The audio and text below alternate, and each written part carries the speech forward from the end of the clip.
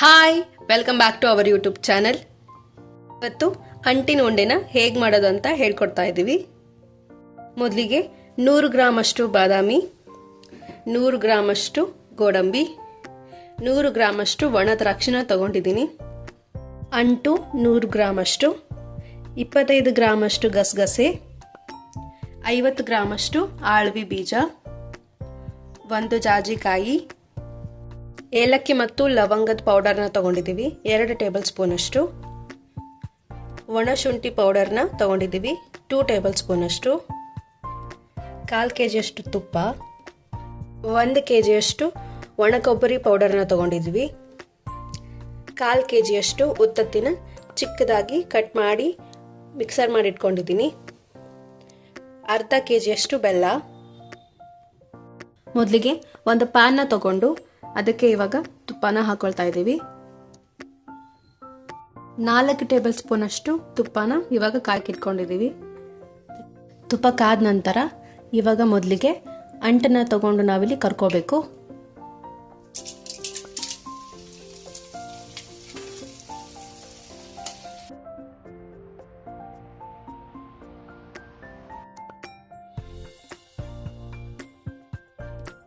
ಇವಾಗ ಒಣ ದ್ರಾಕ್ಷಿನ ನಾವು ಫ್ರೈ ಮಾಡ್ಕೋಬೇಕು.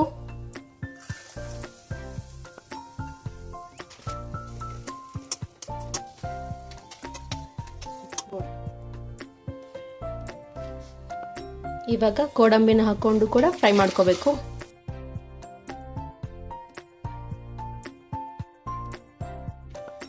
ಇವಾಗ ಬಾದಾಮಿನ ಕೂಡ ಹಾಕೊಂಡು ನಾವಿಲ್ಲಿ ಫ್ರೈ ಮಾಡ್ಕೊಳ್ತಾ ಇದ್ದೀವಿ.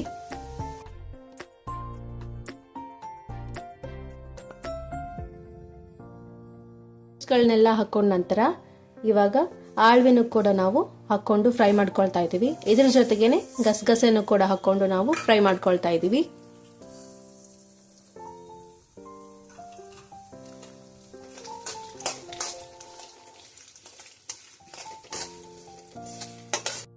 ಇದ್ರ ಜೊತೆಗೇನೆ ನಾನು ಜಜ್ಜಿಟ್ಕೊಂಡಿರುವಂತಹ ಮಿಕ್ಸರ್ ಮಾಡಿ ಇಟ್ಕೊಂಡಿರುವಂತಹ ಉತ್ತತ್ತಿನ ನಾವು ಹಾಕೊಳ್ತಾ ಇದ್ದೀವಿ.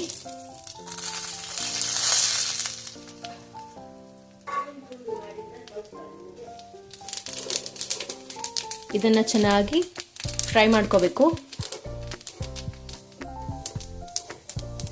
ಇಟ್ಕೊಂಡಿರುವಂತಹ ಎಲ್ಲ ಡ್ರೈ ಫ್ರೂಟ್ಸ್ನು ಉತ್ತತ್ತಿಗಳನ್ನು ಕೂಡ ನಾವಿಲ್ಲಿ ಮಿಕ್ಸ್ ಮಾಡ್ಕೊಳ್ತಾ ಇದ್ದೀವಿ. ಇವಾಗ ಇದಕ್ಕೆ ಒಣ ಶುಂಠಿ ಪೌಡರ್ನ ಹಾಕೊಳ್ತಾ ಇದ್ದೀವಿ, ಏಲಕ್ಕಿ ಮತ್ತು ಲವಂಗದ ಪೌಡರ್, ಜಾಜಿಕಾಯಿನ ತಗೊಂಡಿದ್ವಲ್ಲ ಆವಾಗಲೇ, ಇವಾಗ ಅದನ್ನ ಪೌಡರ್ ಮಾಡ್ಕೊಂಡು ಇಟ್ಕೊಂಡಿದ್ದೀವಿ, ಅದನ್ನ ಕೂಡ ಇದರಲ್ಲಿ ಹಾಕೊಳ್ತಾ ಇದ್ದೀವಿ. ಇವಾಗ ಲಾಸ್ಟ್ ಅಲ್ಲಿ ಕೊಬ್ಬರಿನ ಹಾಕೊಳ್ತಾ ಇದ್ದೀವಿ.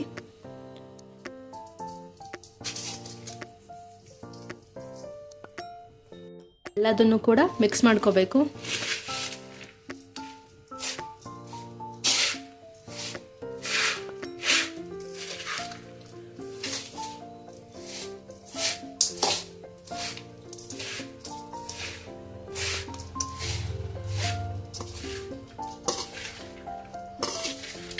ಇವಾಗ ಒಂದು ದೊಡ್ಡ ಪಾತ್ರೆನ ತಗೊಂಡು ಅದಕ್ಕೆ ಇವಾಗ ತುಪ್ಪನ ಹಾಕೊಳ್ತಾ ಇದ್ದೀವಿ.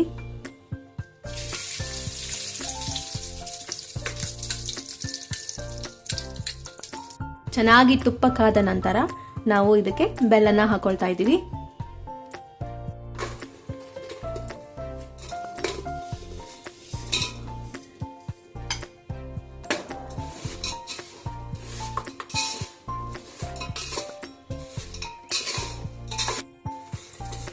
ಬೆಲ್ಲ ಕರಗಿದ ನಂತರ ಬೆಲ್ಲದ ವಾಸನೆ ಬರೋವರೆಗೂ ಕೂಡ ಇದನ್ನ 10 ನಿಮಿಷಗಳವರೆಗೂ ಇದನ್ನ ನಾವು ಕುದಿಸ್ಕೋಬೇಕು.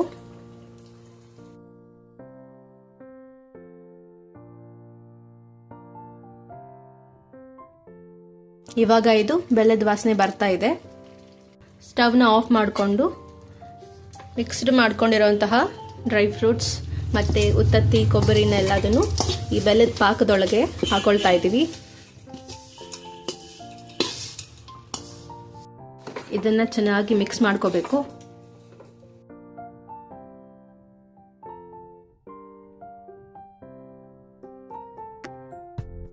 ಬೆಲ್ಲ ಮತ್ತು ಕೊಬ್ಬರಿ ಡ್ರೈ ಫ್ರೂಟ್ಸ್ ಮತ್ತು ಉತ್ತತ್ತಿನೆಲ್ಲ ಚೆನ್ನಾಗಿ ಮಿಕ್ಸ್ ಮಾಡ್ಕೋಬೇಕು. ಒಂದು 10 ನಿಮಿಷ ಇದನ್ನು ಕ್ಲೋಸ್ ಮಾಡಿ ಚೆನ್ನಾಗಿ ಎಲ್ಲ ಬೆಲ್ಲ ಹೀರ್ಕೊಳ್ಳೋ ರೀತಿಲಿ ಬಿಡಬೇಕು. 10 ನಿಮಿಷ ಆದ ನಂತರ ಈ ರೀತಿಯಾಗಿ ಮೀಡಿಯಂ ಸೈಜ್ನಲ್ಲಿ ಉಂಡೆನ ಮಾಡಿ ಇಟ್ಕೊಂಡಿರಬೇಕು.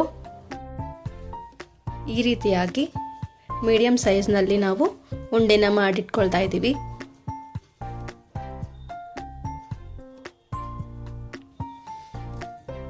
ಈ ಸ್ವೀಟನ್ನ ಚಿಕ್ಕವರಿಂದ ಹಿಡಿದು ದೊಡ್ಡವರವರೆಗೂ ಕೂಡ ತಿನ್ಬೋದು. ತುಂಬ ಹೆಲ್ದಿಯಾಗಿರುತ್ತೆ. ಮೇನ್ ಆಗಿ ಇದನ್ನ ಬಾಣಂತಿಯರಿಗೆ ಈ ಸ್ವೀಟ್ನ ಕೊಡ್ತಾರೆ. ಹಾಗೂ ನಮ್ಮ ಪಾಟೀಲ್ ಕುಕ್ ಹೌಸ್ ಚಾನೆಲ್ನ ಸಬ್ಸ್ಕ್ರೈಬ್ ಮಾಡಿ. Thank you.